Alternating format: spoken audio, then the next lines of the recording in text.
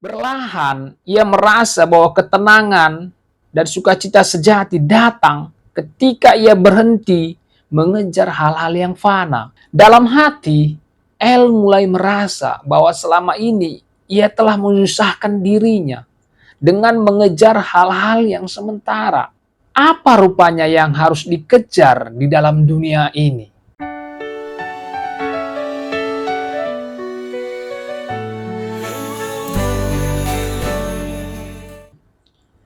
Salam saudara-saudari, kembali lagi bersama dengan saya, Daniel Pranginangin.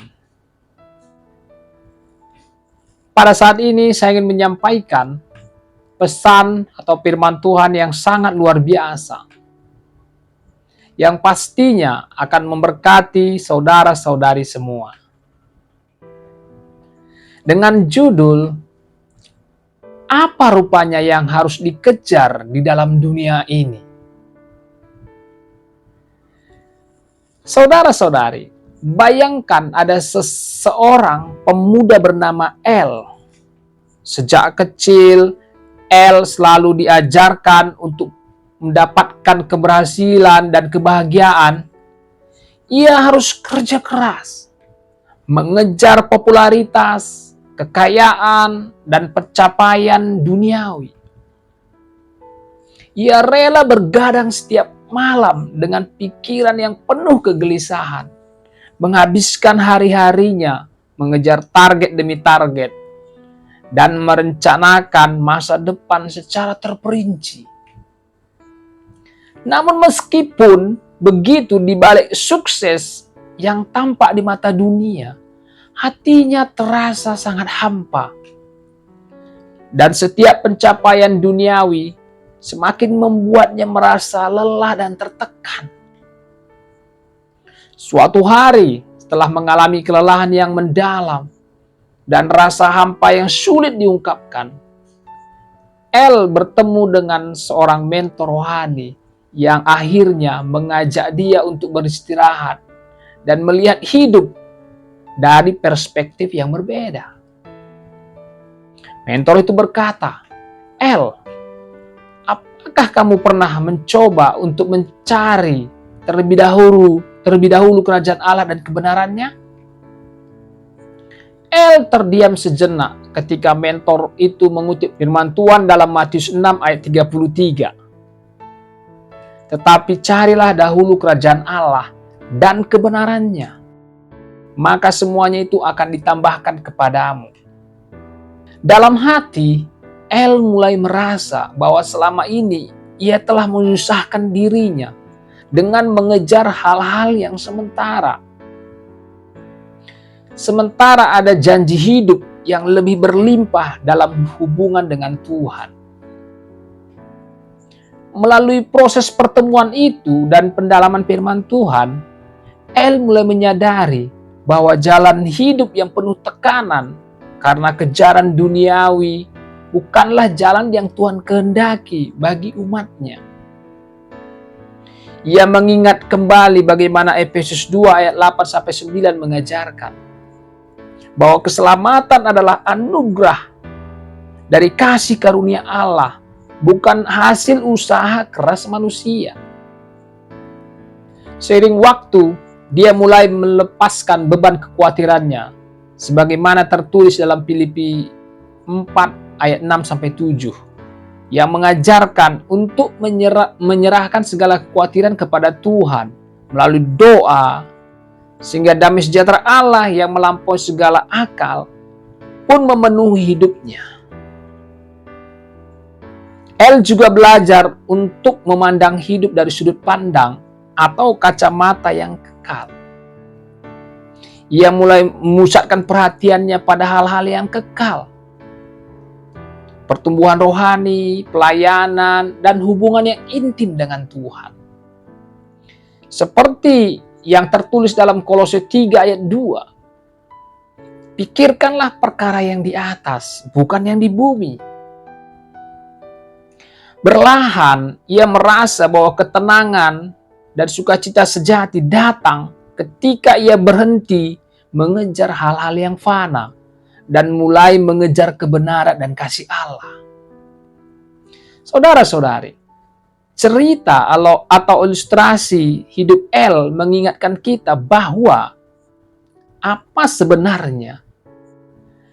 yang sebenarnya yang perlu kita kejar bukanlah keberhasilan duniawi atau harta yang menumpuk, melainkan hubungan yang erat dengan Tuhan dan kenyataan bahwa keselamatan serta berkatnya adalah anugerah yang tidak perlu diperebutkan dengan usaha diri sendiri. Tuhan tidak menghendaki kita berlari dalam perlombaan yang melelahkan dan penuh kepedihan, melainkan untuk menemukan damai sejahtera, sukacita, dan hidup dalam kelimpahan, sebagaimana yang dijanjikan oleh Tuhan Yesus. Dalam Yohanes 10 ayat 10 berkata, "Aku datang supaya mereka mempunyai hidup dan mempunyainya dalam segala kelimpahan." Jadi akhirnya, melalui cerita atau ilustrasi El ini, kita diingatkan bahwa hidup yang bermakna itu adalah hidup yang dijiwai oleh kasih dan anugerah Allah. Saat kita berhenti menyusahkan diri dengan mengejar keinginan duniawi dan mulai menaruh kepercayaan kepada Tuhan, kita menemukan bahwa segala keperluan hidup akan dipenuhi dalam kerangka kerajaan Allah. Wow, ini sangat luar biasa. Kita dapat mengalihkan perhatian dari beban dan perhatian duniawi, hidup dalam damai sejahtera yang hanya bisa diberikan oleh Tuhan Yesus.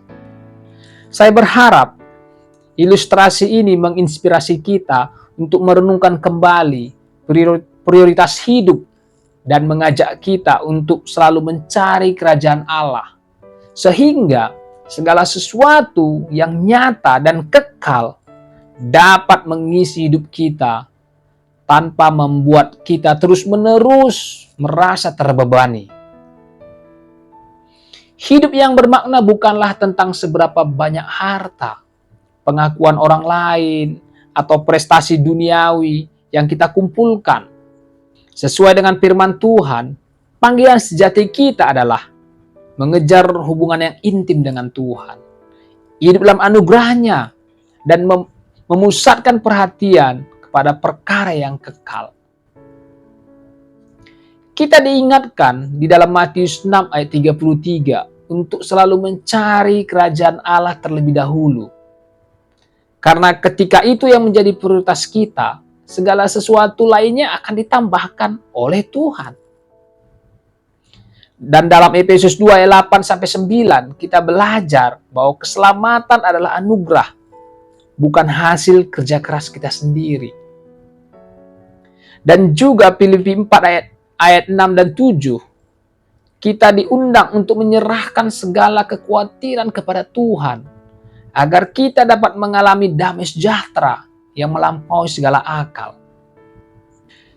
Yang sejatinya perlu kita kejar bukanlah keberhasilan, kekayaan, atau kesenangan duniawi yang membuat kita merasa terus tidak cukup dan kelelahan. Melainkan panggilan hidup kita adalah untuk mengutamakan hubungan pribadi dengan Tuhan. Hidup dalam anugerah yang membawa kedamaian, sukacita, dan berkelimpahan yang sejati. Dengan demikian, kita tidak terus-menerus menyusahkan diri dengan kejaran yang tidak membawa kebaikan dalam kekekalan.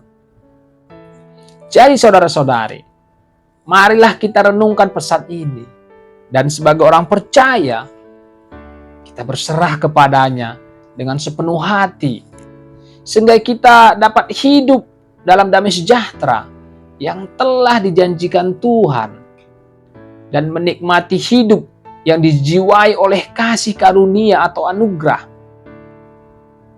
dan menjadikan segala sesuatu yang fana sebagai latar bagi perjalanan yang kekal bersama dengan Tuhan. Jadi saudara-saudari, saya berharap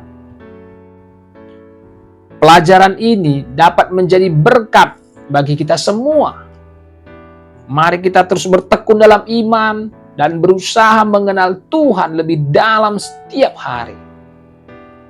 Terima kasih saudara-saudari untuk dengan rendah hati mendengarkan pesan ini. Saya akan terus membagikan pesan-pesan yang memberkati dan yang membangun melalui channel YouTube ini. Dan jikalau ada pertanyaan dan komentar, silahkan tulis di kolom komentar. Saya akan usahakan untuk menjawabnya. Terima kasih bagi saudara yang subscribe, dan yang like, dan yang share. Dan jangan lupa tekan tombol lonceng untuk notifikasi. Tuhan Yesus memberkati, sampai jumpa berikutnya. Amin.